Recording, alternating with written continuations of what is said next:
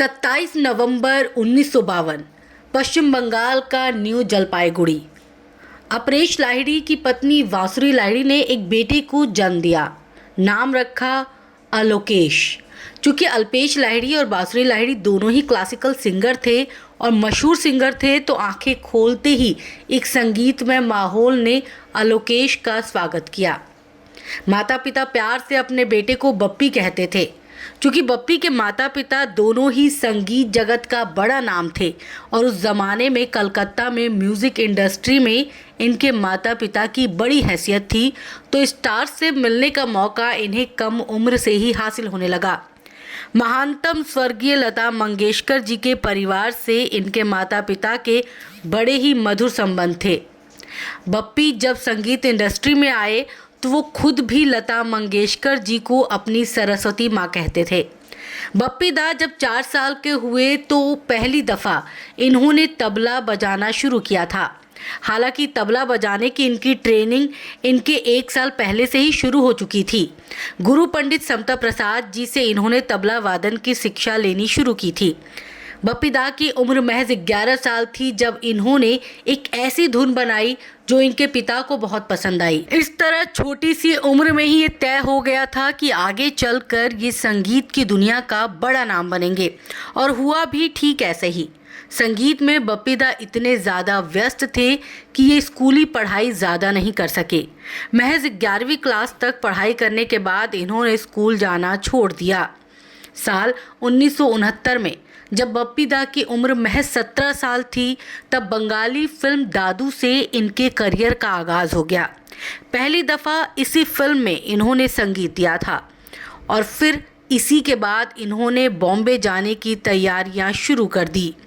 बप्पी दा के पिता ने मुंबई जाकर कुछ सालों में संगीत ज़रूर दिया था, लेकिन उन्हें मुंबई रास नहीं आई थी, इसलिए वो मुंबई छोड़कर कोलकाता वापस आ गए थे। जबकि बप्पी दा को बॉम्बे यानी मुंबई हमेशा से ही अपनी तरफ आकर्षित करती रही। पहली फिल्म के बाद इन्होंने अपने माता पिता से साफ कह दिया कि वो आगे चलकर कोलकाता में नहीं बल्कि बॉम्बे में रहकर संगीत बनाएंगे। चूँकि बप्पी दा अपने माता पिता के इकलौते बेटे थे, तो उन्होंने इनकी बात मान ली। साल 1970 में बप्पी दा कोलकाता से बॉम्बे आ गए। ये वो दौर था जब बॉम्बे में S D Burman, OP. Nayyar और शंकर जयकिशन जैसे पुराने दिग्गज और लक्ष्मीकांत प्यारेलाल, कल्याण जी आनंद जी और आर.डी. बर्मन जैसे नए खिलाड़ी पहले से ही म्यूज़िक इंडस्ट्री पर छाए हुए थे।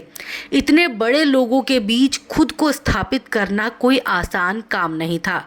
यही वजह थी कि बॉम्बे आने के बाद कुछ दिनों के लिए बप्पी दा को भी कड़े हालातों का सामना करना पड़ा, मगर फिर साल 1971 में इन्हें काजोल के पिता सोमू मुखर्जी की फिल्म नन्हा शिकारी में पहला ब्रेक मिला। चूँकि मुखर्जी फैमिली से इनके पिता की अच्छी जान पहचान थी, तो सोमू मुखर्जी इनके हुनर को पहले से ही पहचानते थे और इसलिए उन्होंने अपनी फिल्म में इन्हें ब्रेक दिया। ये फिल्म साल 1973 में रिलीज़ हुई। किस्मत ने साथ दिया और बी.आर. इशारा ने भी इन्हें अपनी फिल्म चरित्र का म्यूज़िक बनाने की जिम्मेदारी दी।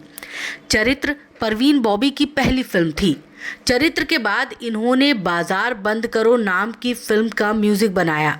ये सभी वो फिल्में रहीं जो बॉक्स ऑफिस पर तो नहीं चली, लेकिन इन फिल्मों का संगीत लोगों को ज़रूर पसंद आया, यानी बप्पी दा के काम को पसंद किया जा रहा था।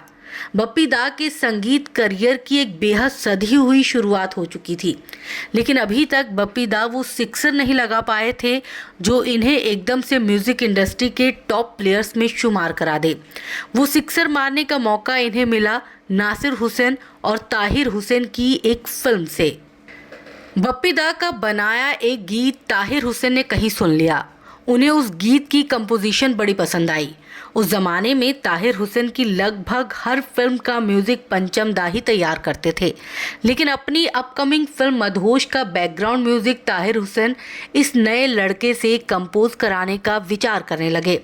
उस फिल्म के सॉन्ग्स के म्यूज़िक के लिए ताहिर हुसैन पहले ही पंचम दा को साइन कर चुके थे। जब उनके भाई नासिर हुसैन ने भी ताहिर के इस विचार से अपनी सहमति जताई, तो एक दिन ताहिर हुसैन बप्पी दा को ढूंढते ढूंढते उनके घर जा पहुँचे और दरवाजे पर पहुंचकर बप्पी दा की माँ से बोले कि मुझे बप्पी से मिलना है। इसके बाद बप्पी दा से मिलकर ताहिर हुसैन ने उन्हें मदहोश का बैकग्राउंड म्यूजिक तैयार करने का ऑफर दिया। क्योंकि बप्पी दा के पिता का बर्मन परिवार से गहरा नाता था, तो उन्हें लगा कि अगर बप्पी दा मदहोश फिल्म से जुड़ेंगे तो बर्मन परिवार को गलतफहमियां हो सकती हैं। इसलिए पहले उन्होंने आर.डी. बर्मन से इस बारे में बात की और फिर बप्पी दा ने ताहिर हुसैन के फिल्म मदहोश का बैकग्राउंड म्यूजिक तैयार किया।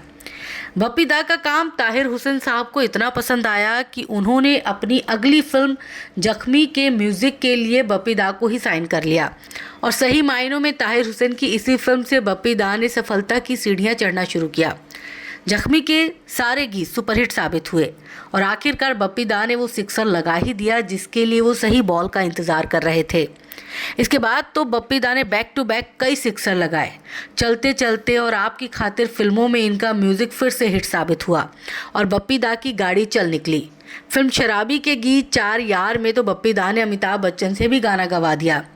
बप्पी दा इंडियन म्यूजिक में इतने पारंगत थे तो फिर वो डिस्को की तरफ कैसे मुड़े और डिस्को में उन्हें इतनी सफलता कैसे हासिल हुई, ये कहानी भी अपने आप में बहुत अनोखी है। दरअसल एक दिन बप्पी दा के पास डायरेक्टर रविकांत नागेच आए और बोले, बप्पी दा, मैं मिथुन नाम के लड़के के साथ फिल्म बनाने जा रहा हूँ। मैं चाहता हूँ कि आप उसमें म्यूज़िक दे और कुछ ऐसा म्यूज़िक दे जो एकदम नया लगे, ऐसा म्यूज़िक जिस पर मिथुन डांस करे। इत्तेफाक से बप्पी दा कुछ ही दिन पहले अमेरिका के शिकागो शहर से लौटे थे और शिकागो में ही इन्होंने एक नाइट क्लब में पहली बार डिस्को म्यूज़िक सुना था। इनके दिमाग में डिस्को म्यूज़िक को लेकर काफ़ी कुछ चल रहा था। रवि नागेच मिथुन को लेकर जो फिल्म बना रहे थे उसका नाम था सुरक्षा। इस फिल्म में पहली बार बप्पी दा ने डिस्को सॉन्ग प्रेजेंट किया। सॉन्ग के बोल थे मौसम है गाने का। ये गाना सुपरहिट साबित हुआ। मिथुन की लोकप्रियता में इस गीत की सफलता के बाद बहुत तेजी से इजाफा हुआ। बप्पी दा का ये नए स्टाइल का म्यूज़िक भी हर किसी को पसंद आया। इसके बाद तो बप्पी दा और मिथुन की जोड़ी ने कई फिल्मों में डिस्को से धमाल मचाया। बप्पी दा की धुन और मिथुन के डांस का कॉम्बिनेशन सक्सेस की गारंटी